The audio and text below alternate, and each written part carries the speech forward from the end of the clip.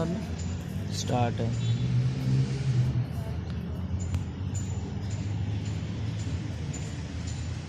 Start है ना बच्चे। आज हम बात करेंगे कंपैरेटिव एनाटॉमी की। कंपैरेटिव एनाटॉमी क्या है, इसको एज अ एविडेंस हमने डिस्कस करना है। किसका एविडेंस? एविडेंस ऑफ एवोल्यूशन, कि एवोल्यूशन हुई है कि नहीं, इसको एज अ एविडेंस हमने डिस्कस करना है। किसको? कंपैरेटिव एनाटॉमी को। कंपैरेटिव वर्ड निकला है बच्चे कंपैरिजन से। कंपैरिजन हम क्या करते हैं? मुआवजा करते हैं दो चीज़ों के दरमियान, जो है वो हम देखते हैं कि सिमिलैरिटी क्या है, डिससिमिलैरिटी क्या है, इसको ही कहते हैं कंपैरिजन। और एनाटॉमी कहते हैं बच्चे जानदारों का जो इंटरनल स्ट्रक्चर होता है, अंदर जानदार अंदर से कैसे हैं, उसको कहते हैं एनाटॉमी। ठीक है, तो बच्चे कंपैरेटिव एनाटॉमी कैसे लिंक करती है एवोल्यूशन के साथ एज अ एविडेंस। तो हमने यहाँ पे दो तरह के ऑर्गन्स हमें मिले। ऐसे ऑर्गन जो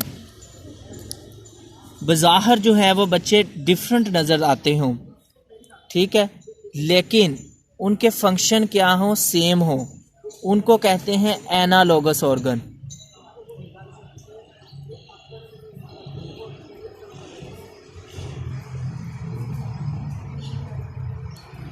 एनालोगस ऑर्गन्स ऐसे ऑर्गन्स जो बच्चे बज़ाहिर जिनके फंक्शन सेम हो, अलाइक का मतलब सेम, लेकिन स्ट्रक्चरली तौर पर ये क्या हो, डिफरेंट हो।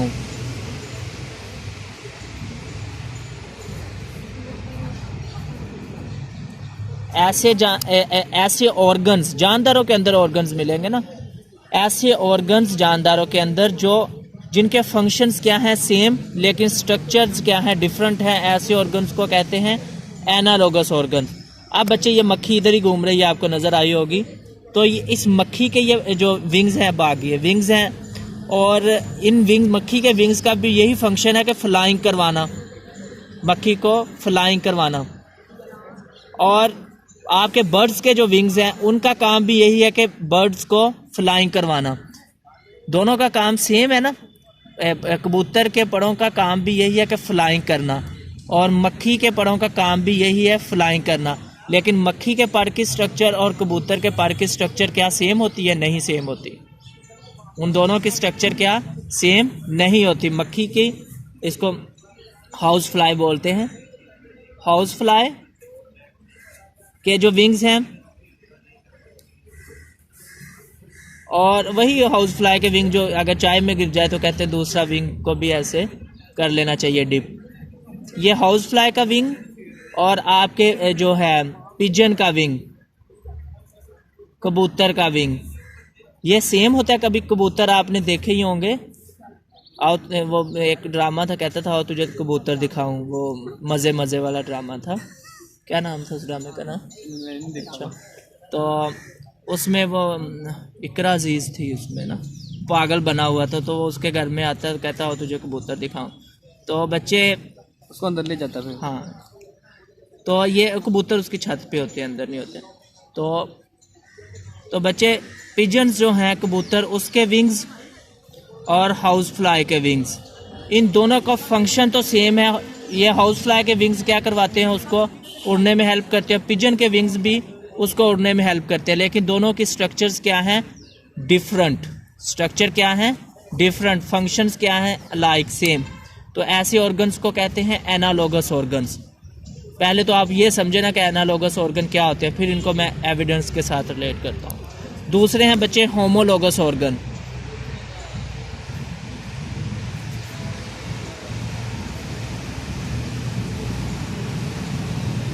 होमो का मतलब होता है सेम। होमोलोगस ऑर्गन्स ऐसे ऑर्गन्स जो स्ट्रक्चरली तौर पर सेम हो,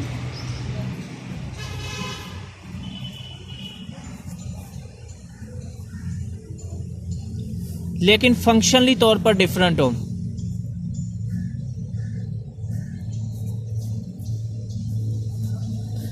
जैसे बच्चे घोड़े की अगली जो टांगें होती हैं वो किसके लिए, हॉर्स की जो फ्रंट लेग्स होती हैं वो यूज़ होती हैं उसके लिए, रनिंग के लिए, दौड़ने के लिए। लेकिन ह्यूमन की जो आर्म है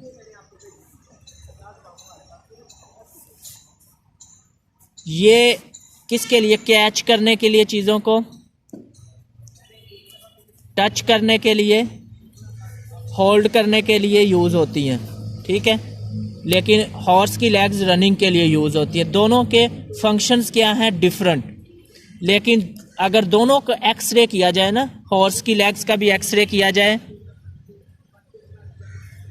और ह्यूमन की आर्म्स का भी एक्सरे किया जाए, तो दोनों में आप लोगों की हड्डियां जो हैं, रेडियस और अल्ना, बाजू के अंदर दो हड्डियां होती हैं, रेडियस और अल्ना,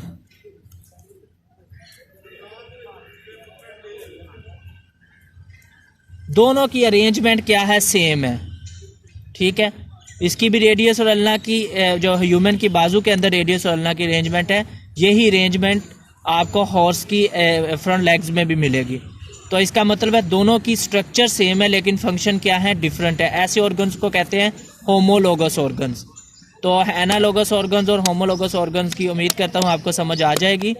अब हम नेक्स्ट लेक्चर जो होगा उसमें एज अ एविडेंस रखेंगे इनको कि कैसे ये एवोल्यूशन के साथ कैसे रिलेट करते हैं ये एनालोगस ऑर्गन्स और होमोलोगस ऑर्गन। ओके, अल्लाह हाफिज़।